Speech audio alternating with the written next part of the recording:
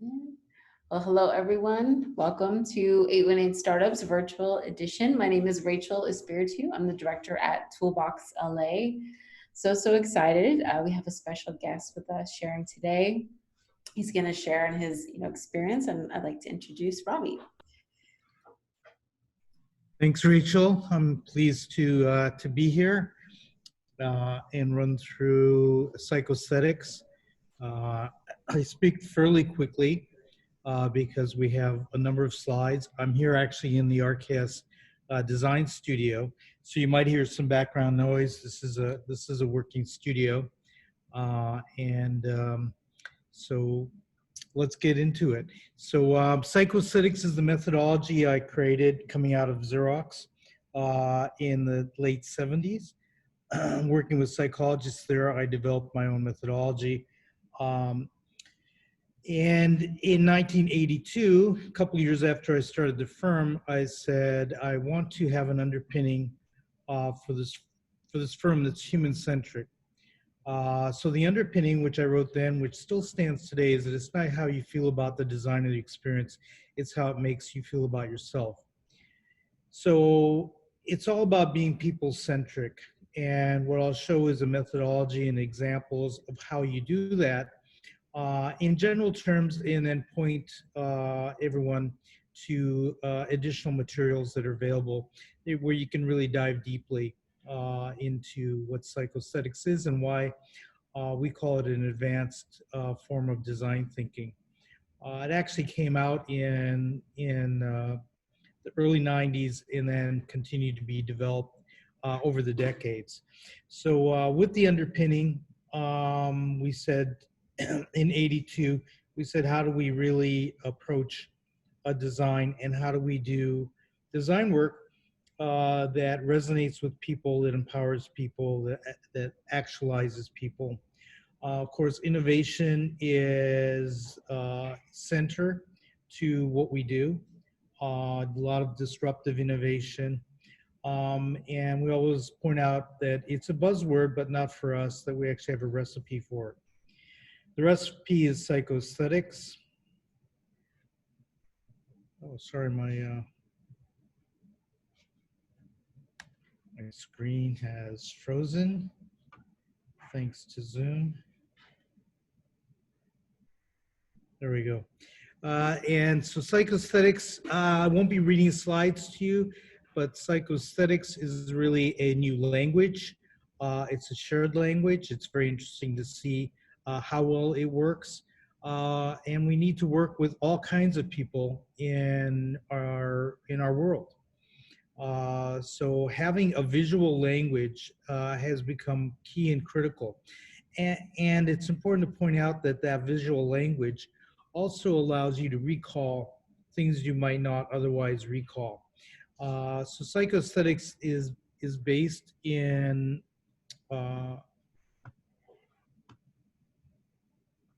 so I'm having a little bit of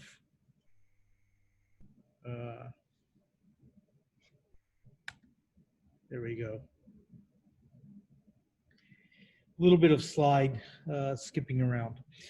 So jumping back in, psychosthetics is something that allows us to do four things which are critical. In order to create a success, you have to do something that's positive for a company. You have to do something that's relevant to the market. You also have to build brand equity, and you also need to connect emotionally with people. These four things are critical to all success that we've seen. These are big challenges, but the methodology really helps everyone go through that in a way that is pragmatic, it's objective, it stimulates creativity and relevance. But these are the four things that we always do. We use both sides of the brain in psychosthetics. We believe everyone has great creativity. For us, we apply it to business. And psychosthetics is a business tool, but we also all show examples where we do it for social cause and for other benefits.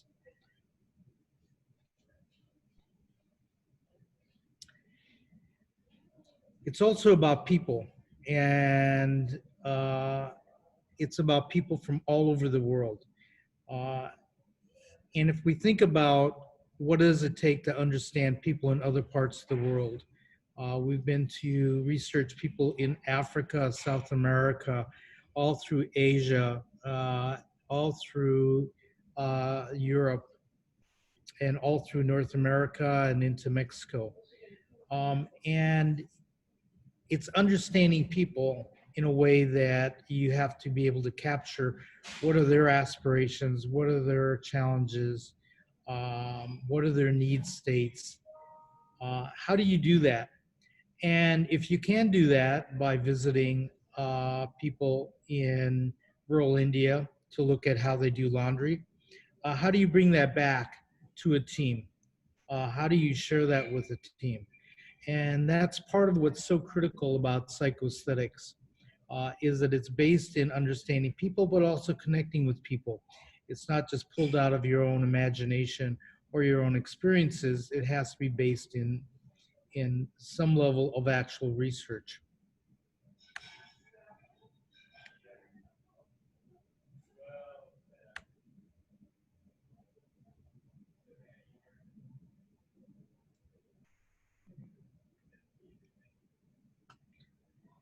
So the process is pretty straightforward if we look at it, from a very top level view. What you'll see is that you're starting with research, and research is in depth. It can be desktop, it can be ethnography, it goes into all sorts of aspects. And then you have to synthesize that. When you synthesize all of your research, you develop things like key attractors and journeys. All that foundational work leads to the diversity of design work that I'll be showing. But it also provides the ability to execute and fulfill the moments of truth, which are really about success in business, which means that you're helping people, you're providing benefits, you're doing so much for them that they become enthusiastic, and it propels the business. What you'll see typically is that we often want to jump right into design, but without that foundational work, you can't refresh yourself each and every time. You don't know if you're being relevant. You have to build the foundation before you jump in and start designing. Otherwise, you're really designing for yourself and your own experience, which may not be relevant at all. And in a global market, we know for sure that it's not going to be relevant. Psychosthetics has a multitude of tools, and at the end I'll show about the PA workbook, which really goes through all of the design thinking tools that are available. Psychosthetics is an open platform, but we created two unique things. One is that we looked at Maslow and his work and how he thought about the world. And we said we need to do things on a different level than Maslow has, because the hierarchy is somewhat for us two-dimensional. And the reason I say that is that it's really simple to just look at his hierarchy and try to fulfill and fill the voids. But even today, it's not necessarily relevant. We see people who are self-actualized and may be homeless, but they have the latest and greatest cell phone. And you can't tell that they're hungry. You can't tell that they're homeless. They're relevant. But what we did was we looked at it and we said, what we need is a mapping system that does something more for us. So we started mapping interactivity against self-actualization.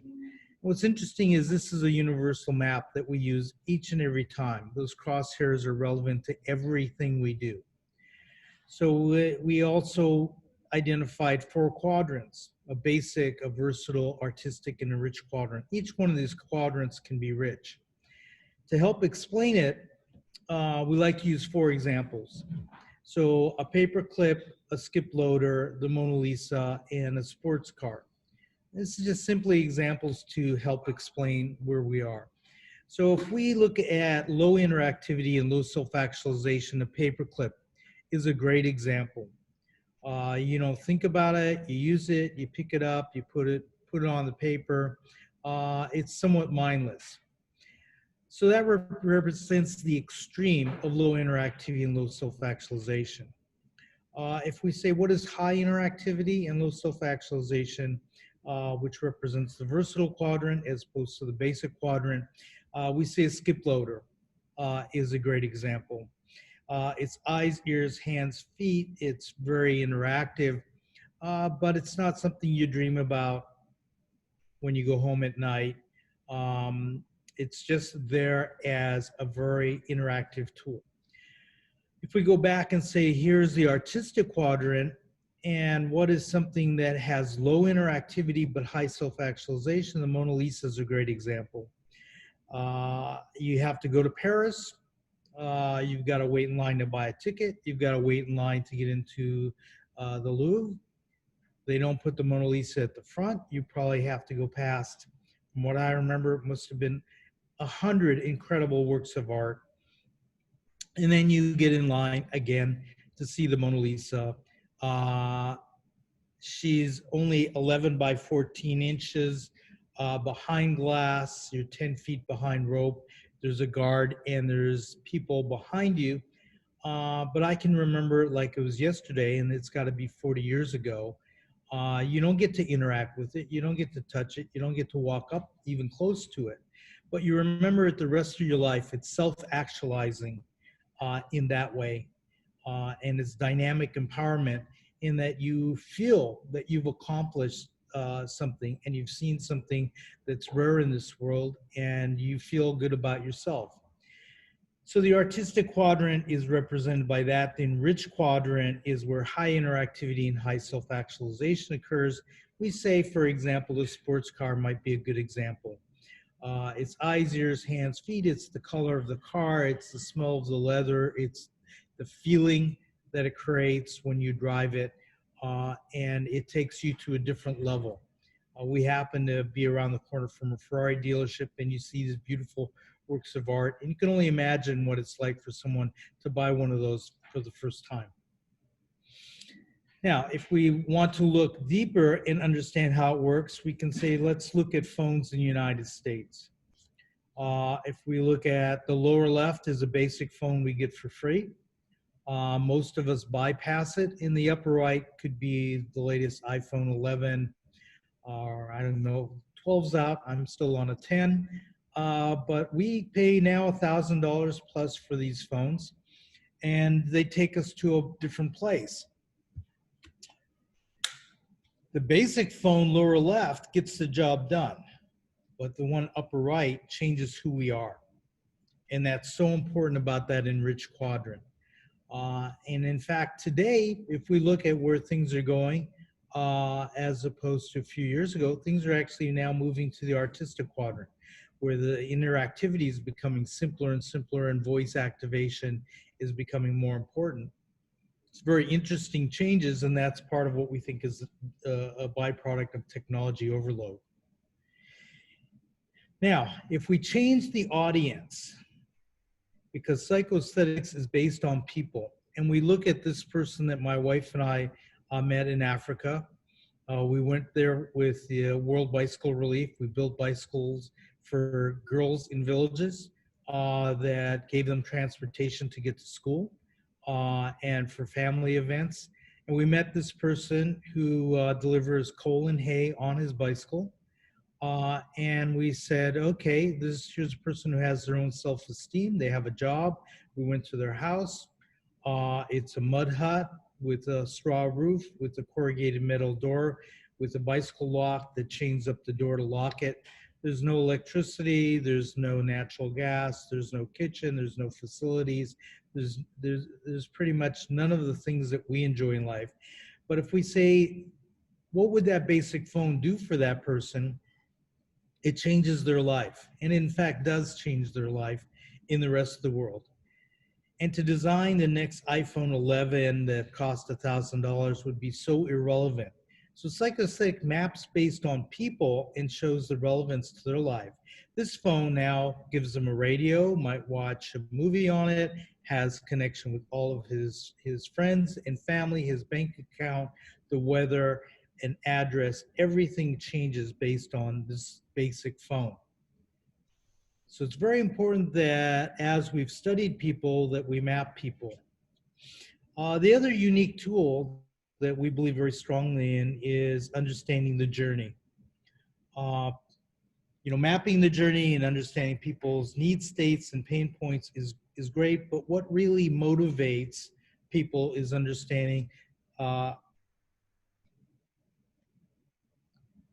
understanding people like Joseph Campbell. Joseph Campbell was a brilliant scholar. And you can see, like Maslow, he would say things that to us as designers had great relevance. People don't believe, I don't believe people are looking for the meaning of life as much as the experience of being alive. And what he created was an archetype that we adapted over 20 years ago of the hero's journey. And what we believe Campbell was saying very clearly is that in all cultures throughout time, the story of the hero has emerged. And that story is epic. It is in all great religion. It's written into movies. If you're a screenwriter or a writer, you know about the hero's journey. And what we said is that as designers, we need to understand this because it's our job to take people on a journey every day of their life. It's not just about celebrating the great heroes, the great folklore, the mythology of religion, but every person, a father coming home and bringing home a new ball for his child, is on that same hero's journey. So we said, with design as a tool now, and as a tool, we need to use it to attract people, but then we need to use it to engage people and design touch points for people and lead them to a point of adoption. And when people adopt an idea, today might be a journey where you're adopting ideas that I'm putting forward, and that leads to a moment of truth. That means someone else acknowledges it, you share it, and that turns you into a heroic evangelist, we say, but it might just change your body language. It might just change your sense of self. It might do it for a minute. It might do it for an hour. It might do it for a day. It might do it forever. We don't know. As you accumulate these positive affirmations in life, it changes who we are. That's really what we're looking for. But in order to get there, we have to take people through the journey. That creates viral demand in the case of product. And I often like to talk about, if my slides will cooperate.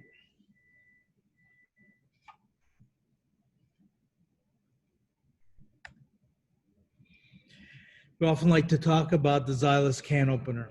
So the Xylus can opener is a product we designed some years ago, and all we did was study how people open cans. And we said, when you open a can, every can opener has the same issue. You puncture the can and you have to hold these two handles together while you turn the knob. And why don't we just put a latch onto it? So we put a latch onto the can opener, so when you puncture it, it holds the two handles together, and then you just turn.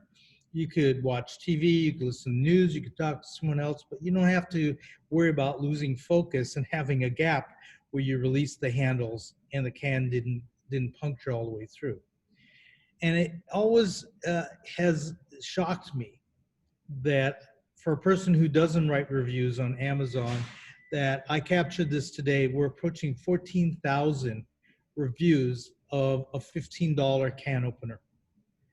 That people could feel that positive about a can opener experience that 15,000 people reached out. And they say it's for every single review, there's at least 1,000 people out there who had a positive experience who didn't review it. That's the power of the hero's journey. That it could be a mundane product, such as a can opener, but you could create a positive affirmation and do something nice for people with something as mundane that we use every day. Here's another example of how we really applied it to Life Technologies. Life Technologies is a leader in DNA sequencing. Huge market, and this is a good example because it shows a before and after. They had grown through acquisition over 30 companies, all with different design languages. And they came to us and said, as part of their global branding initiative, they want to have a uniform, progressive, relevant design language for all of their products. So we took on the challenge. We went out and we started interviewing. So we interviewed dozens of people. So we interviewed chief scientists, chief medical officers, scientists, technicians, CEOs, and we built these aggregate personas of each of the people. Armed with those personas and the in-depth knowledge of who they are and what makes them tick, we found some very unique things. We didn't expect that they would be in the artistic zone at all. We didn't expect that they would be aspiring to move into different places. But what we found was that they were aspiring to be in a different place through psychoaesthetics, that they wanted to move into this higher level of aspiration and relevance. They didn't see themselves as providing technology. They saw themselves as changing the world, that through DNA sequencing, you could improve the length and quality of life for everyone on the planet. That creates the opportunity zone. So the opportunity zone is the space that we need to land in order to resonate where people want to go. Not where people are, which is voice of consumer, which we capture. We actually are looking to go into a place where people aspire to be.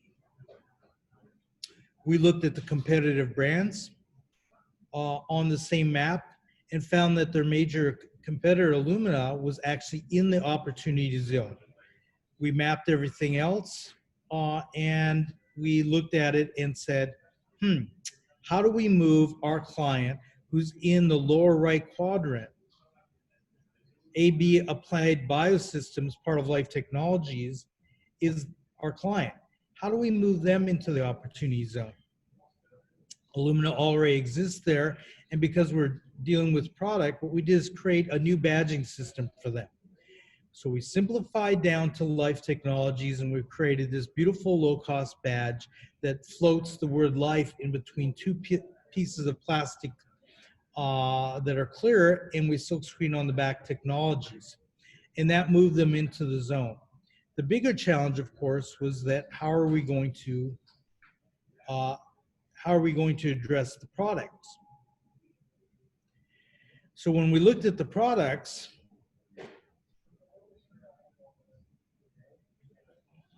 we said, okay, here's our clients, this blue and white product in the lower right, and here's Illumina, which is beautiful and artistic, but is in the artistic quadrant, may not be the most meaningful piece of technology.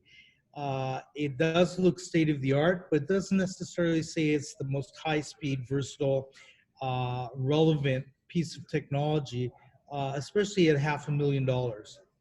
So what we did was we said, again, how do we land into that zone? So we took that same product, exactly that same product, and we redesigned it into what you see here. So if we look at the branding together with the personas and the before, here's the after. This is exactly the same technology. They updated the home screen, but one looks like it's from the 1980s, and it looks like it's repurposed for DNA sequencing. The other looks relevant. Now, they launched with this first product that we designed, which is called the Ion Torrent. And that product launched at the Consumer Electronics Show of all places.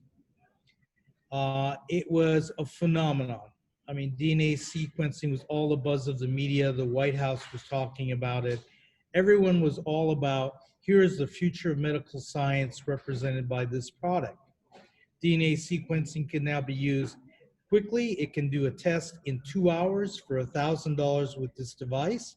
That means that it could be used for food testing, for people testing, for pretty much everything that we need to live longer and safer lives.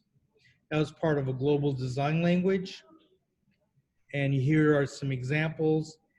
And the net out is that Life Technologies, through all their advancements in technology and market, their rebranding, put it all together. We started with them, they were a $5 billion market cap, and not because of the industrial design and the design language, but because part of that contributed. Uh, After the launch, 4 months later, they were acquired for $15.6 billion. They're now a Thermo Fisher client of ours, and they continue to do great things. That's a great before and after, just to show what happens with psychosthetics and why it happens.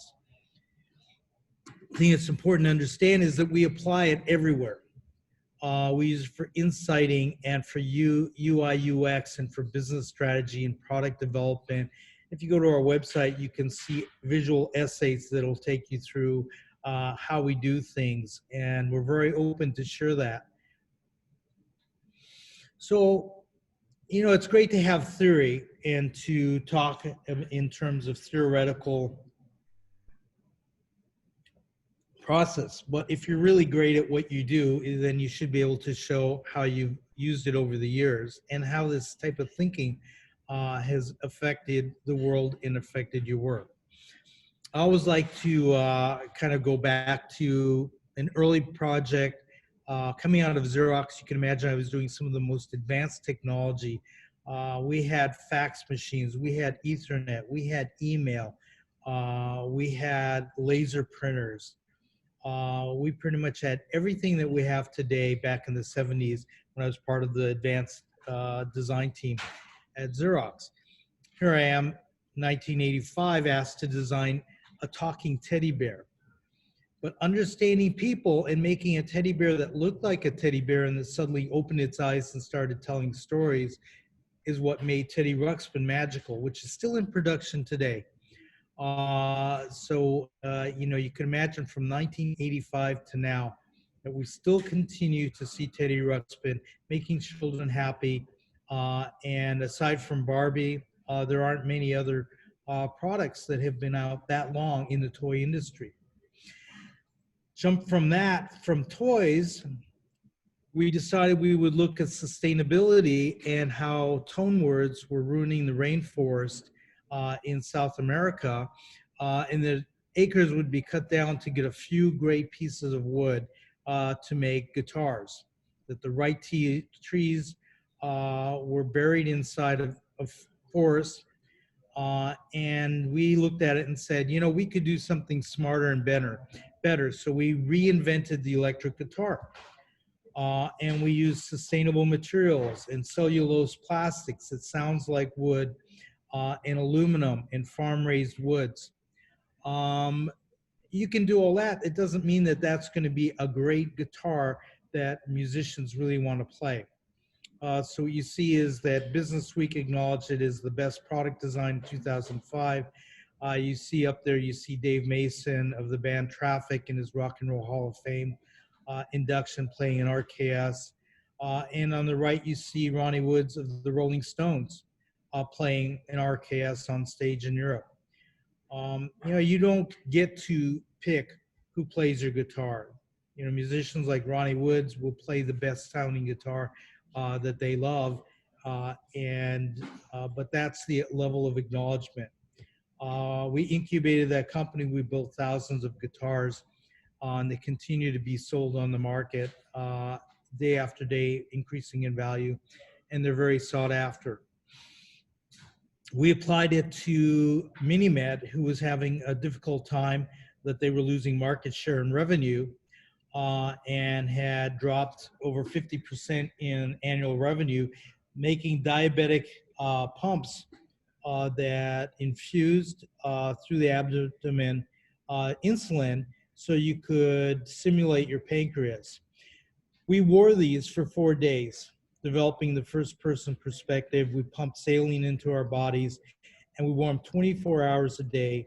And what we found is that when we were in public spaces and we took out this overtly medical device, people would stare at us, people would talk to each other, and it created a stigma attached to the device. And then we started to understand why people wouldn't use this device.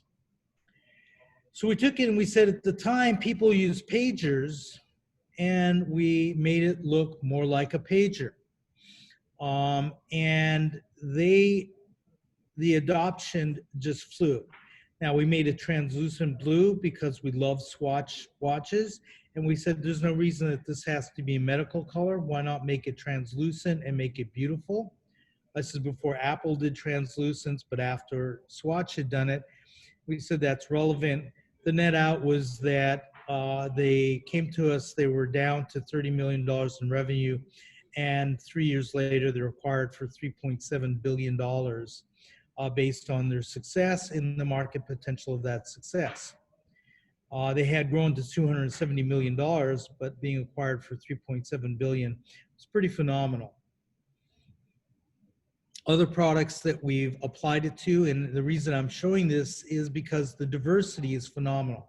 How can you do diverse work year after year in different markets, never repeat the same look and feel that you would tend to do? How do you refresh yourself each and every time? This is the barbecue we created and licensed called the Elevate Grill. Folds up like a briefcase, fits into a small space. It's a huge grill. That's just a beautiful design. We created on our own and licensed it. We took a partnership with a baby company called Baby Barista. They came to us and said, how do we create baby bottles? Takes 20 minutes to create a baby bottle. Could it be done in less than a minute? We actually created this device. I have some more slides on it. That'll show the process, but this makes a perfect baby bottle in 20 seconds. Right temperature, the right amount. We worked with Core Water, created what I consider to be a living classic, the Core One. It's been in production over 10 years, looks fresh, looks exciting, is sold everywhere. And as part of their strategy, we developed a whole line of products, including water filtration based on the halo that we created for them. For Flow Water, we designed their water dispensing product that creates incredibly great tasting filtered water.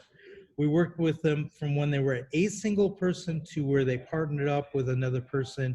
And then last year, they grew substantially enough that they had gone from zero to where they had an infusion of $15 million on a $50 million valuation. You know, that's the type of great success. We created the brands, we created the products, the messaging, everything came from our team using psychosthetics. Here's another water product that just came out. Haas just announced all of their water filtration for airports and schools, all designed by us using the same methodology of psychosthetics to find out what resonates. Move into the kitchen. Xylus has been a long-standing client that we've done so much work for, from their salad spinners to their can openers to peelers and such. There are hundreds of SKUs that were done for Xylus.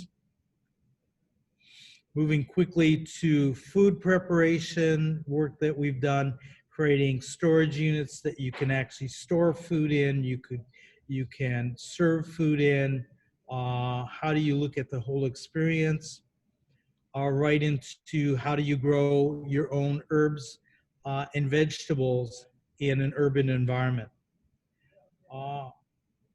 We've done great work on global strategy.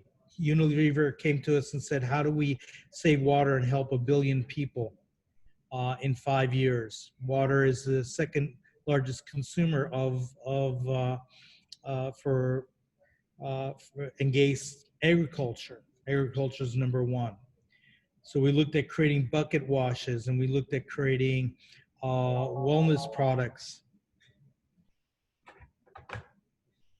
We looked at and created this, this proposal to have additives for the laundry. Very interesting case where we developed smartphones for the blind. In this case, what you see here are the founders of the company on the left. And on the right are the examples of the cell phone models that we did for them. They're both blind. The person on the right picks up the one that feels the best to him, puts it up to his ear, and raises his head to the rest of us, says, "How do I look?" That tells you everything about designing humanity. That just because you're blind, don't assume that the how you look and feel is not as important to that person as everyone else. Everyone wants to feel accepted, relevant, empowered. Earbuds that we've done for consumer electronics, using the same methodology, a fresh new approach, right down to the packaging. Looking at pharmaceuticals, and you're seeing the diversity of categories. Pharmaceuticals, how do we apply psychoaesthetics, doing the research, empathizing, right? You see the designer on the left. She's emulating what it's like to have osteoporosis and having an auto injector that you have to inject yourself. So she's wearing heavy gloves and goggles with cellophane on it so she can't see well, and earmuffs. And then actually testing and developing, understanding, testing, rapid prototyping. Hear a lot about rapid prototyping and fast failing and design thinking. That's essential to what you do. You have to test, you have to build, you have to explore, test your hypothesis. Very interesting company called Talus. Talus is a company we developed the design. We came up with the name. We did all their branding work, all their user interface work. Tremendous company that's raised great capital, and they're focused on STD testing. Typically, if a woman in the female market is their focus, a woman might wait a week to 10 days to get an STD test back. This is an in-office procedure. It'll run a test in less than an hour. The patient can basically wait and know what the results are in office. They've also adapted this to COVID testing. Moving into other areas of medical products, orthopedics, developing a back brace that doesn't make you feel like you're ill, creating something that actually provides a bit of traction for this company, but also the aesthetics of sports gear while providing the benefit and making it tight enough that you could actually wear it under your clothes. Another great success story is Discus Dental. We worked with them from when they were a small startup also. And we developed the whitening syringes that people adopted all over the world. Aspiration is that if they could sell 100,000 of these, that they would be in great shape. They're actually selling 100,000 of these a week. This company was acquired by Philips. You see a lot about cosmetics. We did global research on how to develop injectors for fillers for cosmetics. People like me who have wrinkles, you can actually fill those wrinkles so you look younger and better. Moving into medical, studying what's needed for things like ventilators. This client came to us years ago, and we started just doing the industrial design. Today, what we do is work with them. We do the front-end research and actually develop the product requirements for what a new product should be for the medical market. Ventilators are a very, very big deal, of course, today with COVID. Working on startups. This is an ophthalmologist that we're working with who realized that people need a reading device for their cell phones, and you don't always have your glasses, but what if you could have something that was with you all the time? And so we actually developed and designed a thin lens that goes into a cell phone case, and it beautifully just flips out. So your cell phone case looks like every other case. It's well protected, and you have this very aesthetic way to kind of like flip it out. Very kind of, I call it James Bond-like because I'm a fan of James Bond over the years. But it has that kind of aesthetic, that whiz-bang effect that you don't feel awkward doing it in public. Branding work, we do a lot of pro bono work using psychosthetics, transform the child safety network into something that's cool and relevant. They work with thousands and thousands of children, parents, schools, to make sure that children stay safe.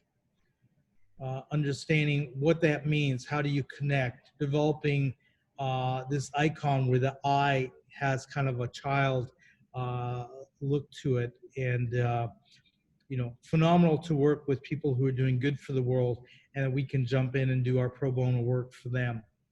Working with Beat the Streets, which teaches kids wrestling but prepares them to go to college. A great program.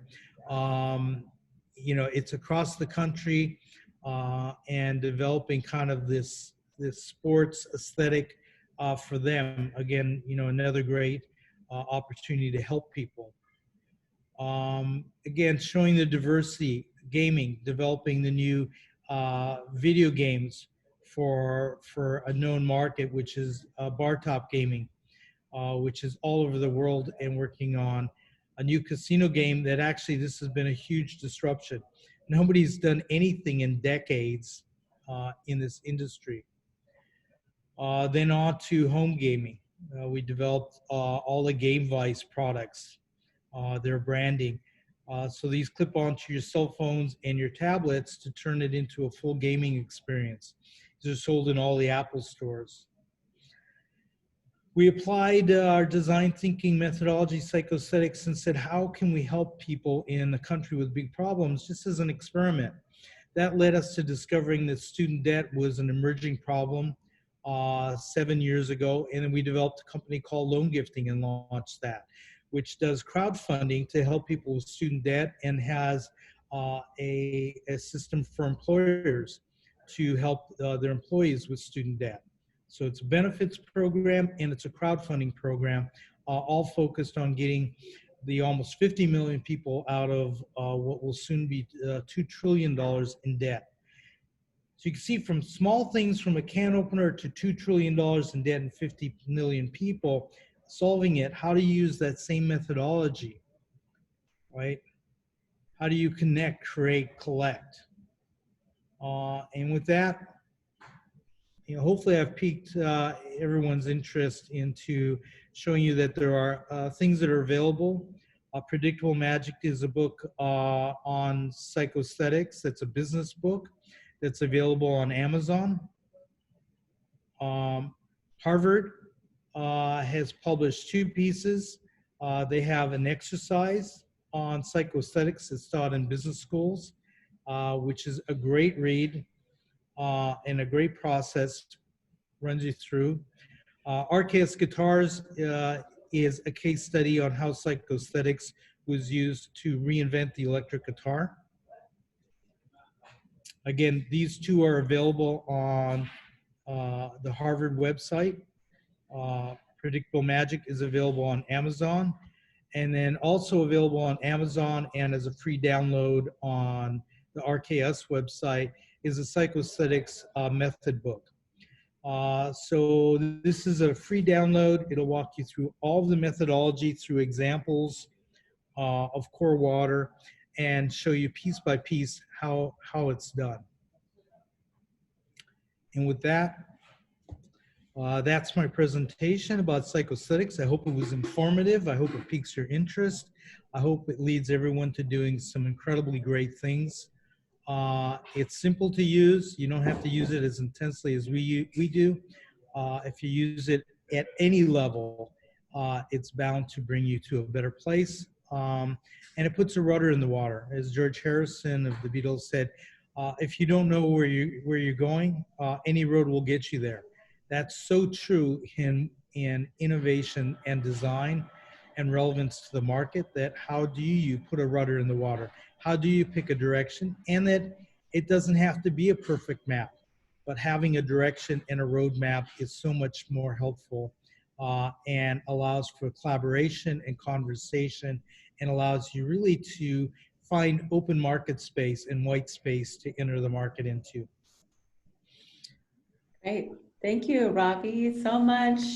for sharing with us. I had a question, something that piqued my curiosity. You had mentioned about using materials for the guitar that were from like, sustainable materials or, biodegradable and so forth. And so I'd love to hear, I guess, your experience with using, whether it's reusable or remanufactured products and materials in your design process. Well, every challenge is unique, and in that case, we were excited about doing a guitar. A lot of us are guitar players, and we were challenged that the thought of cutting down a rainforest or acreage of rainforest to create a great looking and great sounding guitar just was so immoral to us that it stimulated us to look at new materials. We do a ton of work with new materials.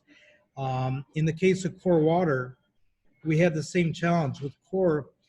We knew that BPA was a health threat and was emerging as a recognized health threat. And we went to Eastman Plastics and we said, hey, friends at Eastman, we've done a lot of work with you on your cellulose, and we worked together to use the cellulose material, which is basically pulverized wood, and turned into plastic, and said, but BPA is an emerging threat, and we have this beautiful core water bottle we've designed, but we agree with the clients that it should not be put into the market until there's a material that's perfectly safe for people. And Eastman took us seriously enough that they created a program to create Triton, which is the BPA material used for baby bottles and plates and containers, everything in the world. And that was all created because of core water and the need to not enter the market with something that had any health risk. But yeah, reusable materials, recycling materials, having a social conscience about the world, it does drive a lot of innovation for us. Everything that we do is all about people and people's well-being. Awesome, thank you. Does anyone else have any questions that they'd like to ask? Yeah. Quick question. So, basically, I have a food truck business. It's tacos, and in our city, it's Oxnard. There's a lot of taco trucks. And one question I've had is how could we stand out without having too many bells and whistles, if that makes sense? Is that possible? Or do I just gotta keep on adding more LED lights and stuff like that? Well, I think it's absolutely possible. And the way you would do it is that you would start to personify that who are the customers that you're going after.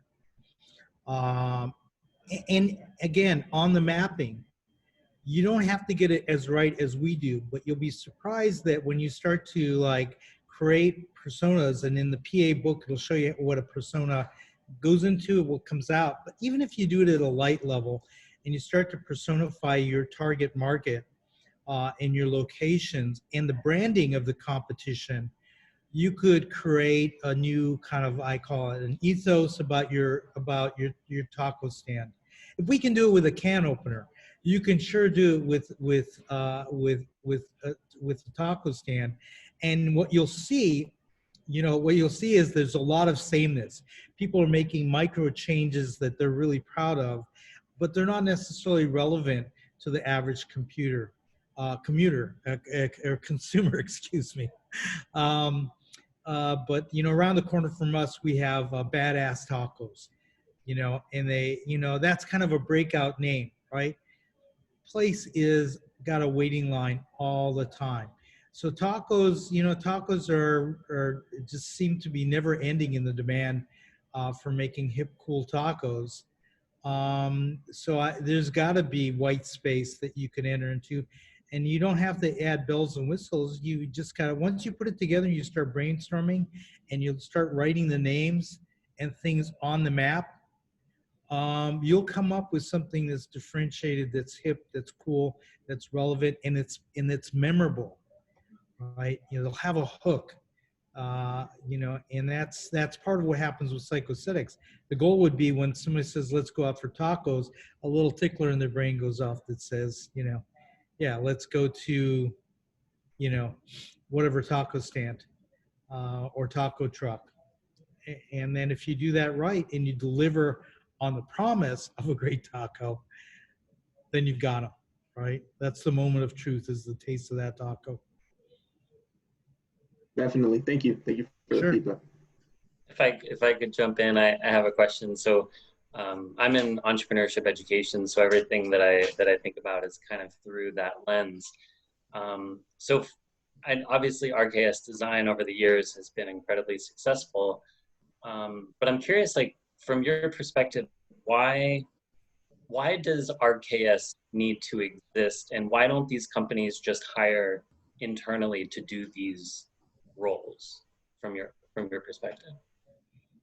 Well, they do. I mean, it's a blend. It's a blend of both.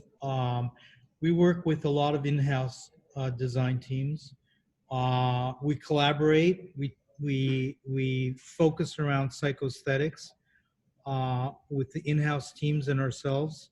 Becomes a common language, and it helps them to communicate with their stakeholders and their C-suite, and together we just collaborate. The beauty is that it's a collaborative tool. There's no ego involved. You're all focused on the end users, the stakeholders, the channel, and creating benefit. So yeah, we're not trying to displace the in-house teams. We lock arms with them and work together and all get around the same table. And they're very deep in their category and very focused. And so we do the best to understand their point of view. And with this visual language, it just kind of seems to be very natural. So we all just work together. Yeah, I mean, many of our clients have substantial in-house teams, and then we have many entrepreneurs who don't, and then we have some clients who rely on us without having an in-house team at all. Just a blend. And maybe a follow-up question, if I could, really quick. When you're thinking about working with a startup, how do you make the decision on which clients to work with, which projects to work with? And from a compensation perspective, is it pure kind of like a fixed fee or a fee over time? Or do you, as much as you can divulge, do you work equity into your compensation as an agency? We used to quite a bit. You see my core water bottle. We used to do that quite a bit. Today the demand is so high that we don't take equity positions. We do receive equity kind of compensation on top of our fees by many of the startups, because they want our advice and our experience, and they want to engage us at a higher level. But in the past, we did do that. What attracts the right clients and attracts us to projects? It's interesting. We're not ever attracted to styling exercises. This is just give me a new look for something. We do a few of those. We always look for the deeper meaning. I mean, we've done a whole line of stoves for a large manufacturer in China, but we have deeper understanding of what cooking appliances mean. We always are attracted to projects that have a deeper meaning. So nothing to us is just about a styling exercise. There's always, a deeper meaning, a deeper benefit. There's something more. I mean, going to a taco stand with your friends and getting tacos is not just about, feeding your face. It's about the experience. It's about, it's about the connection. It's, everything from when you walk up to how you feel about yourself. There's always a deeper meaning, and that's what attracts us. We just happen to do a lot of work with water and health and benefits for other people, because I think that's probably because of the original mantra, which it's not how you feel about yourself. It's not how you feel about design experience. It's how you makes you feel about yourself. It's all about people, and we're so people centric that attracts like-minded clients.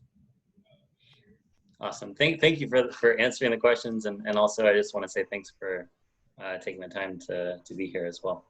Yeah, happy to. I hope it helps everyone who's watching. And my email's there. It's Ravi at rksdesign.com.